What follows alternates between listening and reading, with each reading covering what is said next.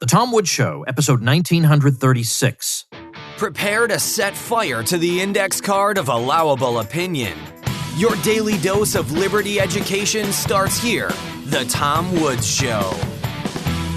Hey folks, if you've decided it's best not to have your kids educated by people who have declared war on you, then consider the self-taught Ron Paul curriculum. Instructors like me will give your kids an unfair advantage and an education you and I could only have dreamed of. But make sure you join through my link, because only there do you get my $160 worth of free bonuses. My link is ronpaulhomeschool.com. Hey everybody, Tom Woods here. Well, I don't know what to tell you other than this is a highly unusual episode. I don't know what else to say. A highly, highly unusual episode. I am joined today by an old friend of the show, Andrew Heaton, who's been on a couple times before. Andrew is a comedian. He is one of the most criminally underrated people in our circle. He is the host of the Political Orphanage podcast, and he is the author, most recently, of a book we're going to be discussing today. I insist there be no hurt feelings here. We all have a sense of humor, right? This is not NPR. We all have a sense of humor here. The book is called Los Angeles is Hideous, Poems About an Ugly City. So that's what we're talking about. Andrew, welcome back. It is a pleasure to be here, Tom. Thank you for having me. I'll be honest with you, man. I don't know how we're going to do this. I mean, I've done almost 2,000 episodes of this show. I do not know how to do an episode of this, but I just, doggone it, you're a good, interesting, and funny guy. This is a funny book. You're a libertarian. We're just, all the ingredients seem to be there. I'm just not sure how they all fit together. So we're going to find out. Usually what happens when I do media hits on other shows is I call in and we catch up for a little bit. And then we, is your mic okay? And it's kind of 5 to 10 minutes of pussyfooting around technical issues. When I connected with you, you were already laughing. And I wasn't sure. Right. I wasn't initially sure what you were laughing about. Then I was like, oh, it's probably that book I sent him, which delighted me. That's right. This book is absolutely hysterical. And the thing is, I really want to send one to Michael Bolden of the 10th Amendment Center. He loves Los Angeles dearly. He cannot imagine ever. If you're still there now, you're obviously never going. Right. So, absolutely send it to him. I suspect that there's a lot of people in Los Angeles that are there for entirely professional reasons and not because they like the city. That's what I was in when I went there. But also, I feel like there's a fair amount of people that either have maybe like a niece thinking about going to Los Angeles, or alternately a friend that is in Los Angeles that they'd like to irritate. And I would love to facilitate a poetry career through irritating other people. Well, one thing I thought of, by the way, when we were talking on the phone was, since I grew up in Boston, there was a huge basketball rivalry between the Celtics and the Lakers in the 80s. Now, I haven't followed it since. After the 80s, I stopped following professional sports because I just got into other things.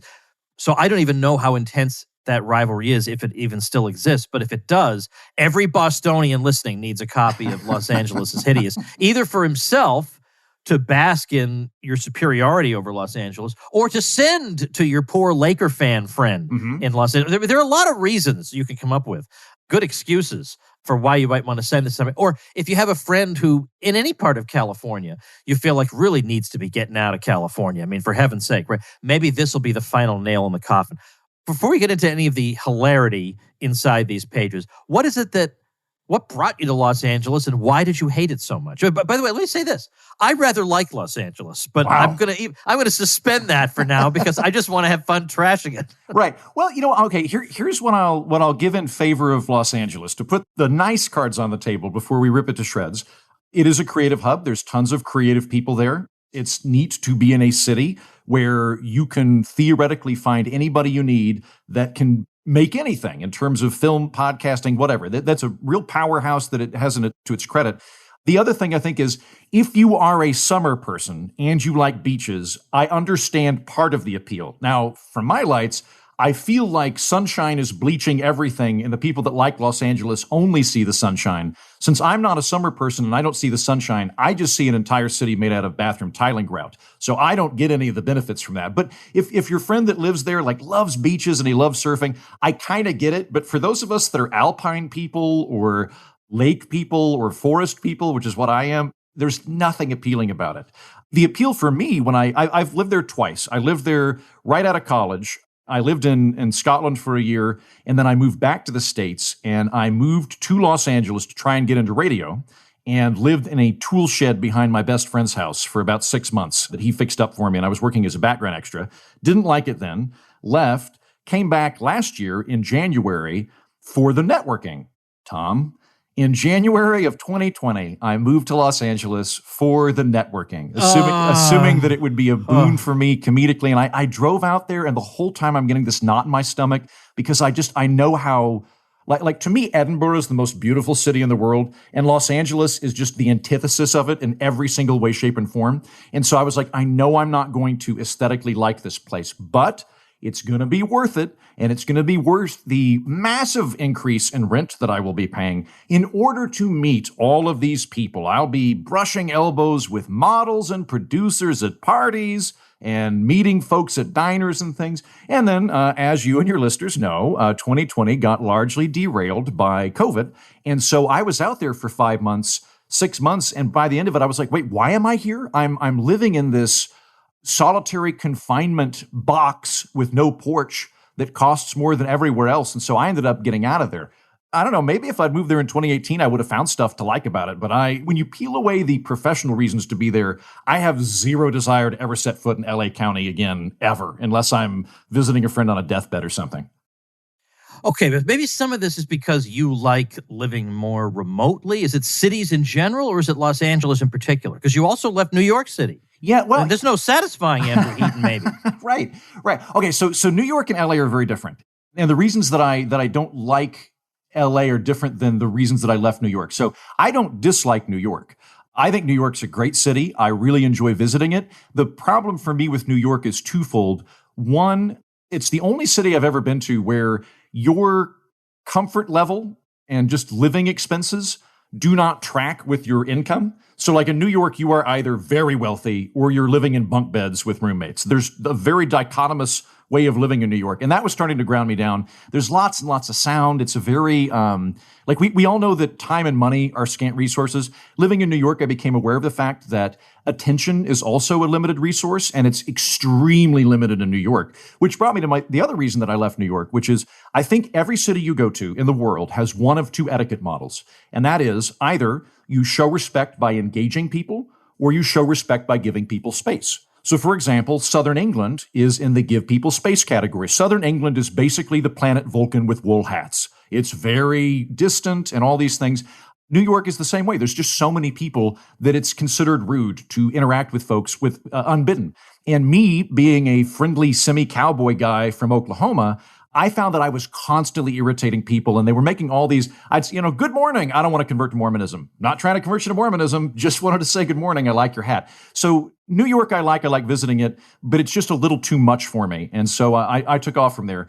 Whereas Los Angeles, it's not that it's a city. I'm in a city right now. It's that it's a massive, massive, sprawling, suburban, 2 stories high maximum most of the time, traffic congested, ugly city. It's the sheer expansiveness of it, the lack of coagulating into any definitive middle, any center that you could walk around in. So to me, it's not so much a city as a billion strip malls and parking lots with, ironically, not enough parking.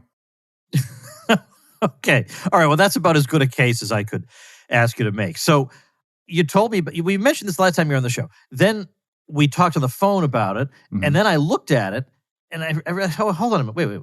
You wrote 33 poems about Los Angeles. I could understand in a moment of frustration having a choice word or two, or even indeed writing a haiku even, or a poem. But 33 of them, is there a possibility that maybe there's something the matter here, Andrew? Yeah, Tom, now that you think about it, it's probably more evidence of a pathological problem than it is of anything else. Yeah, I too was surprised by the sheer amount of both hilarity and content that I was able to squeeze out of making fun of Los Angeles. I had not anticipated having an entire book worth, but when the muse appears to you, whether she's beautiful and full of wit and sparkling stuff, where she comes to you as this horrible 2-headed warty gorgon, you work. And that's what came to me, the two-headed warty gorgon that is Los Angeles. And I found myself so inspired and so just constantly mortified by the sheer beige terror of it that I really had to just get it out. And get it out you did. Well, how about we have a little poetry reading? I would love that. Yes. Here on the show. This will be a first, believe it or not. If you can believe that, this is the first. This is the first. Now, let me say something here now. The title of one of... I've been not very faithful about my normal policy of bleeping out bad words. Mm-hmm. And I bleep out the bad words just so that parents driving around can feel comfortable listening to the Tom Woods Show. Okay. But a few times I've had people of some degree of fame on, and they'll say a bad word, and I just feel silly bleeping them. Mm-hmm. I feel childish doing that. So I've left a few in, and I've even got a handful of complaints like, hey, what's happened to your policy? So what we'll do is I'm just going to say, in a minute, Andrew's going to tell you the name of this particular... Now, it's not the worst word in the world, but probably you don't want... If your 5-year-old kept saying it, it would probably annoy you after a while. Right. And he might say it at inappropriate moments. There is a time and place, after all. Yeah. So... And I totally get that, by the way, because I find that on the Political Orphanage, the podcast that I host, a lot of the people that listen to it are commuting, either to or from work. A lot of the time they have kids in it. So I try and do the same thing, Tom. And for anybody that is offended... I do apologize, but you have to understand it is impossible to describe Los Angeles without using choice words. You just couldn't do it. Like, imagine trying to understand Scottish culture without swearing or alcohol. That's same thing, me describing Los Angeles. I have to use some choice words. But if you do have kids in the car and they've never been told about Los Angeles, you don't feel they're ready to really wrap their head around the concept of Los Angeles, then be aware we're going to dive into it. All right. Well, now I want to tell people, turn the volume of your thing down, your radio, whatever, down for about 5 or 10 seconds. Okay, so what's this poem called, Andrew Heaton? So, Tom, I have 2 poems in particular that I think your audience will like, because most of the book is just reveling in the hellscape, the floodlit wasteland that is Los Angeles. But there are a couple of political poems, and I think that your audience in particular would very much like them. So the poem I'm about to read is entitled The Patron Saint of Asshats. All right, go ahead. Do your worst. Okay. The Patron Saint of Asshats by Andrew Heaton. Dear moron, with a T-shirt of Che Guevara, so youthful, so rebellious, so iconic, know ye of the gays he sent to labor camps for his dearest want, to obtain the atom bomb with which to whelm New York? It would have pissed off Wall Street, I guess, but also killed a lot of toddlers. No matter. It's not a manifesto, just a T-shirt with something trendy upon it printed, so you can get credit for being edgy with all the people who agree with you, and then go back to doing nothing. It says, I am a rebel against corporations, like the one I bought this T-shirt from. It says, I care more about romantic haircuts and proto-memes than understanding problems, or volunteering, or researching the subject of this shallow apparel. I don't want to hear another damned word about how I'm greedy for preferring charity, which I give, over taxes, which I pay, from people who do neither, yet always have money for improv class. Oh, gosh, that's so good. I love that so much. I love that so much. Okay, now I'm going to read one now. Okay, this is one of my first poetry readings. Of course, the idea of a poetry reading is that you read your own poem. Well, that's never going to happen. So the next best thing is to read one of Andrew Heaton's poems. Mm-hmm. And this one is called Sprawl by Edict. And here you can even hear a little bit of libertarian social criticism or government criticism coming through implicitly in the text. So, all right, so here we go. Sprawl by Edict by Andrew Heaton. Los Angeles, cursed, oozes across the map like maple syrup on a sidewalk or cellulite in the beer belly of a cyclops. Not a single polis, but several tumored into each other with no center or reprieve. How so? Back in the 40s, the city fathers cobbled laws banning multifamily dwellings to keep out the blacks. The logic was, black people like apartment buildings, and then you have a question mark in parentheses after that. So let's just not have any. Instead, let us forge neighborhood covenants where homeowners may veto undesirables from moving in. Today, there are black people, and yet the law persists. You cannot build up, you can only build out. A swarm of strip malls connected by asphalt, traffic congestion, and zip codes. O Los Angeles, thou art governed by the ghosts of bigots past who caged the sky with zoning ordinances. Their echo summons sprawl. Ah, I love it. I love it. I love it. I love it. Thank you. Thank you. Thank you. All right. So now I want to just actually scroll up because I have I'm going to have the hardcover, the print version rather, but right now I'm looking at the electronic version. I want to read some of the titles here. Okay? Because I think that would be, beaches are overrated. I expect that from Andrew Heaton, but Fire Season actually puts me in mind of a comedy bit I saw a stand-up comedian do probably 20 plus years ago. And he explained to us, now listen, I'm from California, you people are in New York. I need you to understand, fire is a season in California. And then he paused and said, it's a season. Right. Exactly. 100%. That's like in Oklahoma at the beginning of spring, the peach blossoms and the redbuds bloom. And in Los Angeles, they explode. Trees just explode. They catch fire. And you can drive around Los Angeles and see these clouds of smoke hanging from the mountains as if they are the screams of dying trees or the bowels of dying sky gods pasted across the horizon. All hideous.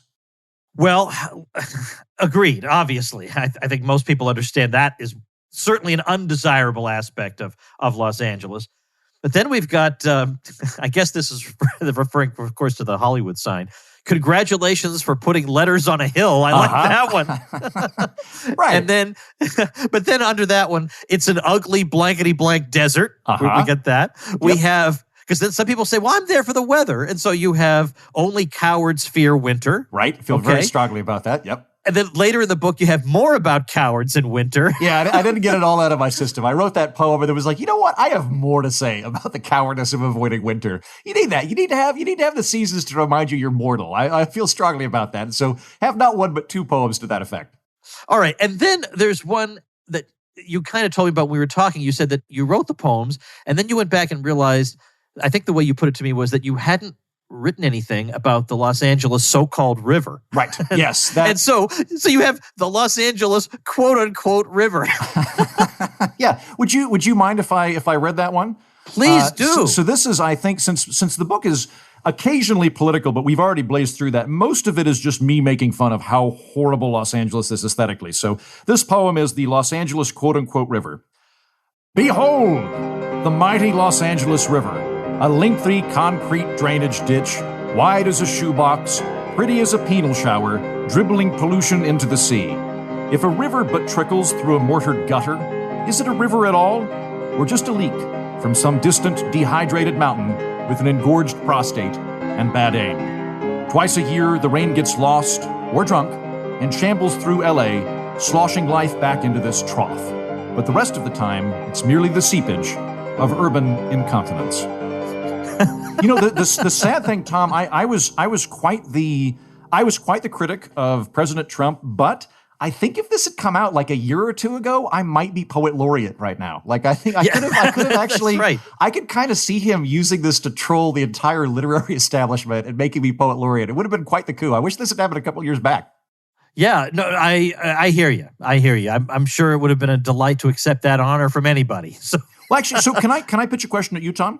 Please. You are such an affable, positively inclined person. I wonder, do you have any cities that you have just bristled at? Or is it just sort of neutral to good in the Tom Woods view? Oh, gee, now, let's see how many listeners I can pointlessly alienate here.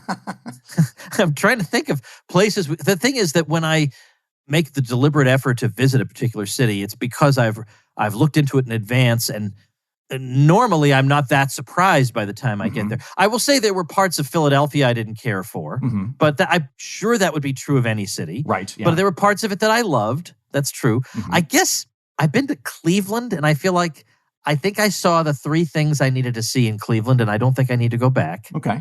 Nice. So, I like this. This is a worldview that is not navigated by bitterness. This is wonderful. You probably won't become poet laureate like no, I I will. won't. Because I'm not full of. Because the thing is, I wouldn't describe you as being full of bile. So I won't say the word bile. But I don't feel strongly enough about how a particular place has let me down to the point where I would devote anything to it. However, I will say this: there are states I don't like. Oh, really? Not particular. Yeah, like.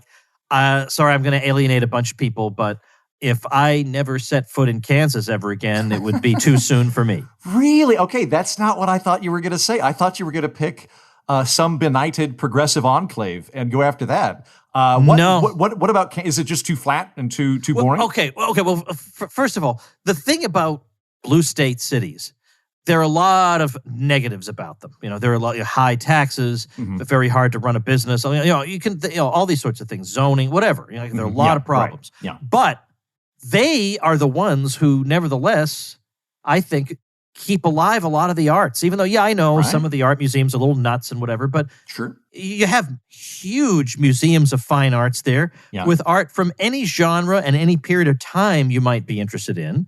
And you have Shakespeare everywhere you look. In New York and Chicago, I can go to drunk Shakespeare, which indeed I have done once in each city. Nice. So there are cultural activities that, some of them I don't like, but a lot of them I do. And partly that's just when you have a concentration of people, there are going to be some of them that are bound to be doing something you'll find interesting. So it's, to some degree, it's population density. Right, okay. But I lived in Topeka, Kansas for 6 years. Okay. And that was a soul-crushing experience. All right. Absolutely soul-crushing. For example, with the exception of Row House, which is one of my favorite restaurants anywhere in the world, actually. It's an amazing restaurant where they're only open Wednesday through Saturday for dinner. The menu is different every single week. And it's just whatever food is seasonal, the chef will make something out of it. And there's a tasting menu that's unbelievable. That's great. But the rest of it is chain restaurants as far as the eye can see. And if some poor soul tries to open a pizza place that serves decent pizza, where the cheese actually moves with the pizza as you're moving it away from the rest of the pizza, that person is mercilessly beaten to the ground by Topekans who are going to have their Domino's pizza if it's the last thing they do. I could barely find people with, frankly, a personality that was interesting enough to want to spend time with. It was just a brutal beatdown of the human soul. So Sufjan Stevens, the musician, had it one. I think he's abandoned this, but at one point he was going to try and write to make an album for every state in the union. So he had Mississippi, he had Illinois. He was going to do one for every. Maybe I should just do one for every city or state and go to Kansas and plunge into this sort of beige nightmare you're describing of tepid pizza and tepid personalities and write something as a sequel to it. Then it would kind of balance out. I have to be careful when I'm in Kansas because my family's from Oklahoma, but we've got a little spillover in Kansas, and there's this notorious, probably dead rodeo clown named Buddy Heaton, who I am distantly related to. And growing up, we called him Uncle Buddy, although I only ever met him once. And the amount of just criminal carnage that man did over the course of his life in Kansas, like if we were in Kansas, particularly at anything surrounding a rodeo or anything adjacent to a rodeo, and my surname was uttered, someone would stop and look at me very, very clearly and say, "Are you kin to Buddy Heaton?" And I'd go, no, that's no, we're not even, we made up this name. We were, Heatonwitz, but then Ellis Island, we had to change it. The last time anybody saw that guy, he's from, where is he from? I want to say like Hope, Kansas or something like that. I can't remember the name of the town he's from, but the last time anybody saw him, he pulled into town with a semi-truck full of bicycles and opened it and popped out of the truck and went, Buddy Heaton, favorite son of this town. Come on, kids. And he starts passing out bicycles and he's like, tell them Buddy Heaton sent you. And drove away. And the next day, the FBI came into town and confiscated all the bicycles because he just stolen a truck. He just stole a truck and then drove through his town and dropped off the bikes and then went over to whatever his next activity was. And so anyway, I have to be careful when I'm in Kansas because of that. Okay, fair enough. And I get that probably you and I just feel more at home in different sorts of places. I'm sure I have many decent people from Kansas or the Midwest who are very happy where they are. And that's great. There's no problem. We can still be friends. But I actually would, if I had thought of it, if I'd been creative and clever enough to thought of it, I would have written poems about Kansas. And it's too bad because I think some of the attacks that get thrown Kansas's way are cheap shots, about that they're all stupid and backward and, because they want to teach this or that to their kids. I mean, that's really, really unfair to the people of Kansas. So I wouldn't want to be perceived as being part of that. Right. But yeah, you're not having the sort of coastal elitist vibe that I often get. Because when I lived in New York, that's one of the things I found troubling is like, I'm from Oklahoma. I'm back in the state, but I've been gone 15 years. If it had not been for the pandemic, I probably would not have moved back. And I would talk to people in New York that would say things like, "Oh, you're from Oklahoma? Like, gosh, I'm so glad you were able to get out of there. Like, how was that?" And I'm like, "It was great. Everybody's really nice. It's a very pleasant place to grow up. I just, didn't have really any career opportunity for my line of work, but I always felt very defensive about it because I was like, there's a lot of really good stuff there and a lot of really good people." Yeah, true. Right. And I've lived in a bunch of places around the country, and some more popular than others. And with Kansas, if anybody was, they generally didn't look down on me like that must have been a terrible place to live. They're just curiosity, like, oh my gosh, I've never heard of anyone who lives in Kansas before. I only know about Kansas because of the Wizard of Oz. I mean, I assumed there had to be somebody there. I've never met such a person. Anyway, I don't know where this conversation is going. I don't know. This has gone totally off the rails, but you did ask me. And I just because of the years I had there. And then, how about this? Moving into my house in 2010, we eventually moved into a different house in Topeka. But the first house we moved into, it was great. It was a great house. We had some land. We had a lot of room in the house. And then it's time to get the internet going because, my livelihood kind of relies on it. And, by the way, none of the companies will provide you service. Wait, what? Why? Well, because you're too remote. I'm 15 minutes from downtown. How is that too remote? But, of course, Kansas is already too remote. Right. So 15 minutes from downtown, I may as well be in the Arctic. So, I had to thank God I found a small company that offered satellite internet, which is not the best thing, but thank God I found it. Because what would I have done? I had already sunk all this money into this extremely illiquid asset. My livelihood depends on the internet, and I couldn't get it at first. That would be initially terrifying. I'll say one quick thing for the middle of the country. I don't know about Kansas, but I suspect it's this way. Like in Oklahoma, the tourism's horrible because I should say that the tourism pitch is horrible because usually when it's pitched, it's sort of like, hey, come to Oklahoma City. It's sort of like a kind of okay, tiny version to San Antonio, maybe. It's always sort of pitched as this kind of Craigslist version of another city. And the trick to the middle of the country, if it seems boring, is to go into the sticks because that's where the really weird stuff's happening. You have to have a car. You have to know somebody. But in the last 2 weeks here in Oklahoma, I have climbed into a mobile fish tank, put my hand inside of an 80-pound catfish and pulled it out by the lip as part of a noodling festival. And I've also thrown water balloons at adult tricyclists in a massive hay bale-lined maze that they shut down the highway with, where it's just like we all decided we were going to throw water balloons at tricyclists. Now, granted, this isn't the august level of culture that you might encounter at Drunk Shakespeare, but it is certainly colorful, and there's lots of stuff like that. Yeah, fair enough. What would you say would be, if Los Angeles is hideous, what would you say? We've already mentioned your favorite city. Yeah. But how about an American city that really does delight you? Except for the firebombing and mob rule and riots, I really like Portland a lot. I had considered moving there instead of Los Angeles. So my ideal would be living on the planet Endor. I love trees. I love massive trees. I'm not bothered by clouds because I used to live in Scotland. And if it gets too cloudy for your taste, they make this stuff called whiskey, which can obviate some of the problems. So I thought Portland was really, really pretty. And I liked that it was quirky and gorgeous. And then the other thing that I found interesting about Portland, at least when I was there, was I had gone in kind of worried, given that my political leanings would be a red flag for people and that I would, get beaten up and left in an alley or something. But Portland is on a scale of like the kind of thing you'll hear in Portland is like, we all want an idealist like Marianne Williamson, but maybe we should go with a centrist and a pragmatist like Bernie Sanders. Like that's their spectrum. Like this, like Bernie Sanders is like considered centrist in Portland. So because of that, and it's so politically and ethically homogenous, if you rock up and you don't have on a MAGA hat and a pitchfork and a gun and overalls, they just assume you're one of them, whatever they are. And so I found it actually incredibly easy to navigate and not get into unnecessary political arguments in a way that I do find happens when I'm in New York or Los Angeles, where someone will go off on a tangent and I'll just kind of be quiet, and then they'll zero in on me and be like, "Why aren't you bonding with us over hatred?" And and I'm like, I don't tend to bond over hatred, with the exception of poetry. All right. Well, how do people get the book?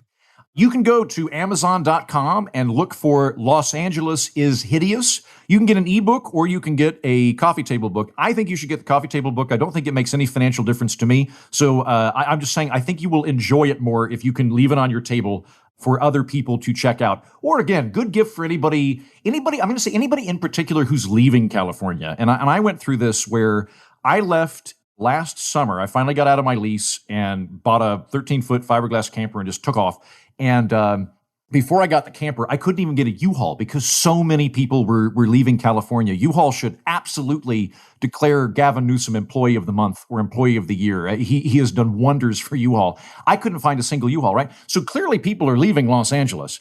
And I think the overall migration is slowing down of people moving into the city. For anybody like me that went out there and is just leaving while white-knuckled and muttering, great book for them to confirm that it's a good call. Right. That was my thought as well, is that the Exodus will find themselves in some way encouraged in their decision. Let's say, even though maybe the reasons you're giving aren't their initial reasons, they'll say, yeah, you know what? And that too. There's another reason for me to say goodbye to Los Angeles. Go on Amazon. Los Angeles is Hideous. I think you'll find it very funny. All right. Now, look, people, listen to me. If you think Los Angeles is great and beautiful, don't write to me. Okay. And you know what? Don't even write to Andrew Heaton. Leave poor Andrew Heaton alone. Just go to the show notes page, which is tomwoods.com/1936, which is where I'll also have the book linked, and put a comment there. Okay. Fight it out there. Okay. Leave us out of it. We've said what we want to say. Now you say what you want to say on the show notes page. So I wonder, Tom, I've got a P.O. box. Maybe I should publicize that for hate mail. And be like, but be sure to send me a physical letter and then just heat my house by burning all the hate mail and see if I can't get this on both ends. Yeah, I wonder, though, if it would actually be fan mail from a lot of people. Probably. I suspect. Yeah. I don't know. Yeah, plus, too, even within California, people in San Francisco and in San Diego, they like making fun of Los Angeles. And I think half the people in Los Angeles will agree with me. Yeah, it's just funny, for heaven's sake, right? Yeah. It's just funny. And I don't know what the point of all of it is, except I understand your situation and being stuck there and all these undesirable features. Mm-hmm. But instead of just cursing the darkness, you lit a candle by writing Los Angeles is Hideous, poems about an ugly city, linked at tomwoods.com/1936. Well, best of luck with your Los Angeles promo tour of this book, which is probably not happening. And I hope we'll talk soon. Thanks so much, Tom. Always a pleasure. I really appreciate it. All right, folks, let me remind you, a city that is not hideous is Orlando, and that's where I'm having the 2000th episode event for the Tom Woods Show, October 16th of this year, 2021. I hope you'll be there. Michael Malice, Angela McArdle, Eric July, Bob Murphy, longtime guests of the Tom Woods Show, Michael Bolden of the 10th Amendment Center, hosted by Jeff Deist of the Mises Institute, and several surprise guests to be announced that night. Remember, none of this costs you a thing. You just go, you enjoy yourself, and that's it. No dough is to be paid. This is my gift to you. And if you are a member of the Supporting Listeners Program, there's a special reception for you as well, and that's just included as an unannounced benefit of the Supporting Listeners Program. So the Supporting Listeners Program is supportinglisteners.com, but to register to attend this free event, which is going to be a night full of entertainment and hilarity, go to tomwoods2000.com. I'll see you tomorrow. Become a smarter libertarian in just 30 minutes a day. Visit tomwoods.com to subscribe to the show for free, and we'll see you next time. Like the sound of the Tom Woods Show? My audio production is provided by Podsworth Media. Check them out at podsworth.com.